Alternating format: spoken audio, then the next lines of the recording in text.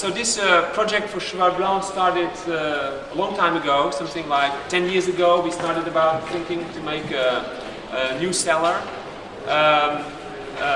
We had a good cellar, but the old cellar of Cheval Blanc, which you probably know, had some drawbacks.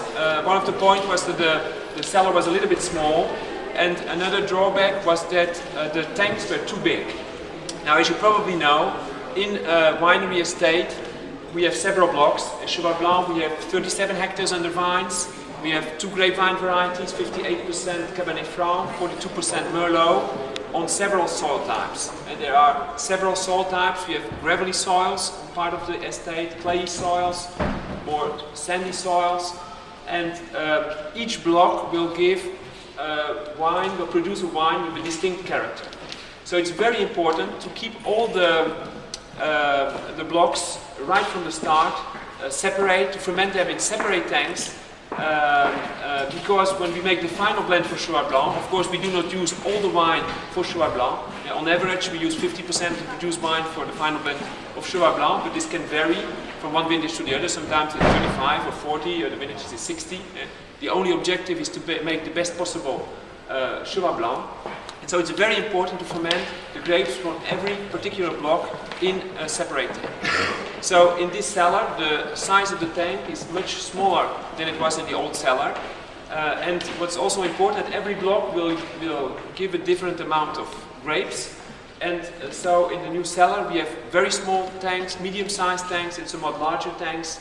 So the smallest tank is 20 hectoliters, and the biggest is 110 hectoliters. Plot selection, and we have 44 different plots, and we have 52 tanks. So normally for every block there is a tank, but the yield per block can vary from one vintage to the other. So it's very important when we harvest a block of grapes, the grapes from a block of the vineyard, to know exactly how many kilos of grapes we have from that particular block, to say, okay, we need a tank of 35 hectoliters or 40 hectoliters or 45 hectoliters. So when we pick, for instance, in the morning, we will store the grapes in a cold storage, just the time necessary to finish the block. Generally it takes a few hours for the pickers. So maybe we start at 9 picking the block. At 12 the block is finished. So we have all the grapes of that particular block in the cold storage. Then we can weigh the grapes, so we know exactly how many kilos of grapes we have from that particular block. And then we say, okay, for this block, so many kilos, we choose this particular tank. So we can be absolutely sure that there will never be one bunch of grapes mixed from one block with grapes from another block. And it's important that it's 10 degrees? It's important to start the temperature quite low, because we are equipped to do the regulation of the temperature in the tanks. We can have a look of how that works, but we want to interfere as little as we can. So we cool the grapes, not to do a cold soak.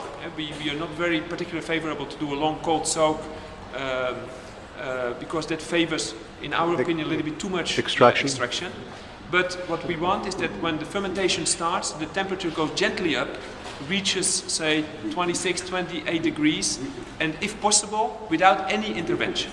We can heat or cool down. We will see that the tanks are equipped to cool or to heat or to cool down, but if possible, we prefer not to interfere.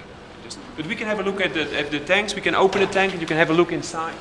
So here we are, we're looking into the tank at Cheval Blanc, yeah? Well, it's very dark, yeah? Yes, that's the shape. So where are we controlling the temperature? That's right. So in these tanks, the temperature control is in the concrete. Okay. It's like floor heating. It's completely in the... So it's not apparent. There's the temperature control that's into the concrete. How many? 52, is that correct?